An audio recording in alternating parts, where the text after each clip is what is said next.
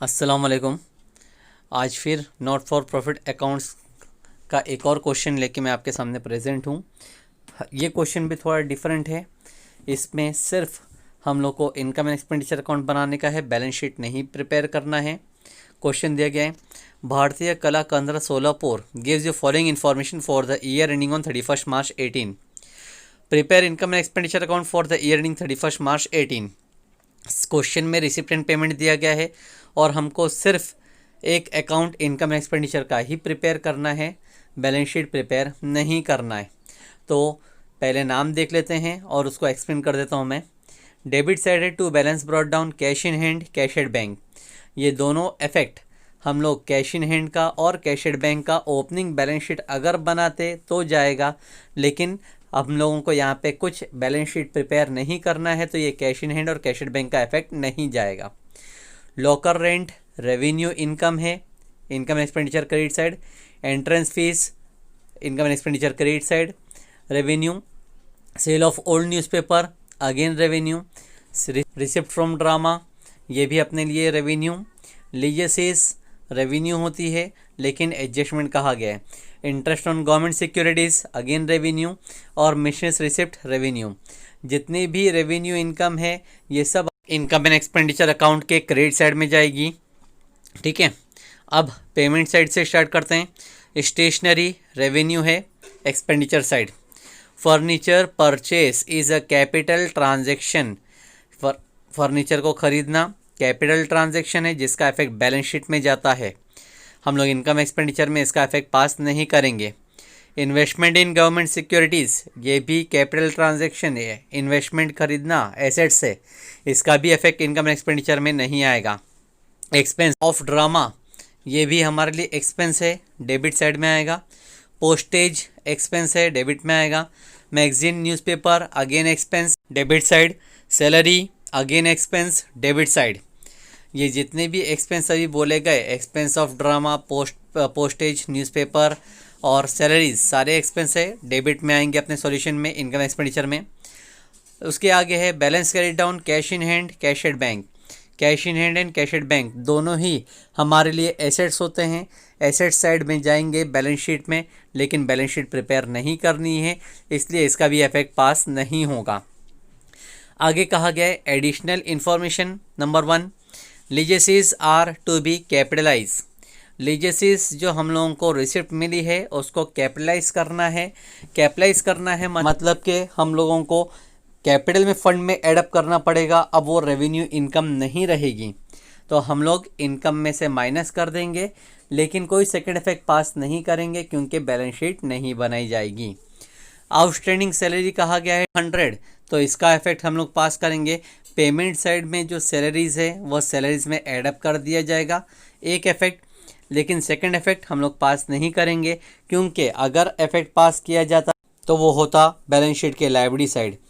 Last adjustment है 50% of the entrance fees are to be capitalise. Entrance fees का 50% capitalise करना है। Entrance fees दिख रहा है 2900 का आधा कैपिटलाइज करना है, आधा रेवेन्यू। तो जो कैपिटलाइज है उसका सेकंड इफेक्ट हम लोग पास नहीं करेंगे क्योंकि बैलेंस शीट नहीं बनाई जा रही है। बाकी का 50% हमारे लिए रेवेन्यू ही रहेगा। तो ओवरऑल पूरे क्वेश्चन में भले ही वो ओपनिंग इन्फॉर्मेशन हो या क्लोजिंग बैलेंस शीट के बारे में इंफॉर्मेशन हो, जैसा कि पेमेंट साइड में देखा हमने, furniture, investment, cash in hand, cash at bank, ये चारों का इफेक्ट हम पास नहीं करेंगे।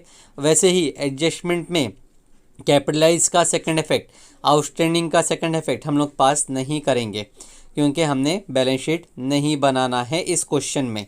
ठीक है, पहले फॉर्मेट तैयार कर लेते हैं और फिर एक एक करके सॉल्यूशन स्टार्ट करते हैं। सॉल्यूशन। पहला एडजस्टमेंट दिया गया है, लीजेसीज आर टू बी कैपिटलाइज। लीजेसीज को कैपिटलाइज करना है। लीजेसीज अगर आप देखेंगे तो डेबिट में दिया हुआ था लीजेसीज 12,000, तो उसका अमाउंट मैं लिख दूंगा क्रेडिट में बाय लीजेसीज और अमाउंट 12,000। जब कैपिटलाइज करने बोला है तो मैं लिखूंगा माइनस कैपिटलाइज और कोई परसेंटेज नहीं कहा गया, इसलिए मैं फुल अमाउंट को कैपिटलाइज कर दूंगा, तो लास्ट कॉलम में मेरे पास बचेगा 0। अच्छा, सेकंड इफेक्ट तो पास नहीं करूंगा मैं, क्योंकि सेकंड इफेक्ट पास होता था बैलेंस शीट में कैपिटल में प्लस करना, जो कि इस क्वेश्चन में बैलेंस शीट नहीं बनाई गई है, इसलिए सेकंड इफेक्ट पास नहीं होगा। सेकंड दिया है आउटस्टैंडिंग सैलरी 200, सैलरी आउटस्टैंडिंग है 200 रुपीज का। तो सैलरी अगर मैं चेक करूं, क्रेडिट साइड में दिया हो गया है सैलरी 4400, डेबिट में लिखूंगा 2 सैलरी, फर्स्ट कॉलम में 4400, आउटस्टैंडिंग है तो प्लस किया जाता है, प्लस आउटस्टैंडिंग, और अमाउंट लिखूंगा 200 जो कि एडजस्टमेंट में कहा गया था, टोटल 4600 हो गया। ठीक है, इसका भी सेकंड इफेक्ट पास नहीं किया जाएगा क्योंकि बैलेंस शीट नहीं बनाई गई। अगर बैलेंस शीट बनाते तो इसका इफेक्ट जाता लायबिलिटी साइड में। ठीक है, थर्ड एडजस्टमेंट कहा गया है 50% of entrance fees are to be capitalise, entrance fees का 50% कैपिटलाइज करना है। एंट्रेंस फीस चेक करें, डेबिट साइड में दिया है तो हम क्रेडिट में यानी इनकम में लिखेंगे बाय एंट्रेंस फीस, और अमाउंट जो था 2900। अब इसको कैपिटलाइज करने के लिए बोला गया है, लेकिन परसेंटेज भी कहा गया है, तो लिखेंगे माइनस कैपिटलाइज, और परसेंटेज दिया गया है 50%, इसलिए 50% लिखेंगे। 2900 का 50% आता है 1450, रिमेनिंग अमाउंट बचेगा 1450। सेकेंड इफेक्ट अगेन पास नहीं किया जाएगा, बिकॉज सेकेंड इफेक्ट पास करते अगर तो होता बैलेंस शीट के लायबिलिटी साइड में। ठीक है, तो ये 3 एडजस्टमेंट कहे गए थे इस क्वेश्चन में, तीनों का सिर्फ एक ही इफेक्ट पास किया गया है, कोई सेकेंड इफेक्ट पास नहीं किया गया। अब हम लोग डायरेक्टली अपना रिसिप्ट एंड पेमेंट अकाउंट से स्टार्ट करते हैं पोस्टिंग करना। जो रिसिप्ट एंड पेमेंट अकाउंट के डेबिट में दिया गया था balance brought down cash in and cash at bank, effect नहीं जाएगा। लॉकर रेंट इनकम है, क्रेडिट में आएगा। लॉकर रेंट जिसका अमाउंट है 400। एंट्रेंस फीस मैंने लिख चुका हूं, इसलिए रिपीट नहीं होगा। फिर दिया है by sale of old newspaper, और अमाउंट लिखूंगा जो कि क्वेश्चन में था 250। रेवेन्यू इनकम है इसलिए इनकम में लिखा।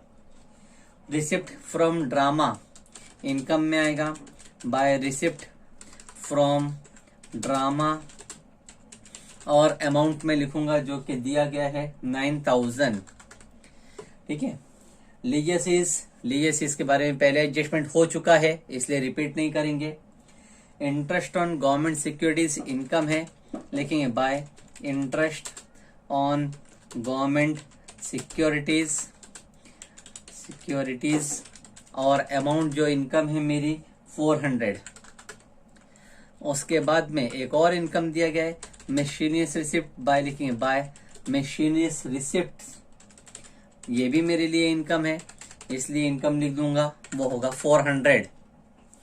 अब रिसिप्ट साइड का इफेक्ट खत्म हो गया, पेमेंट साइड से स्टार्ट करते हैं।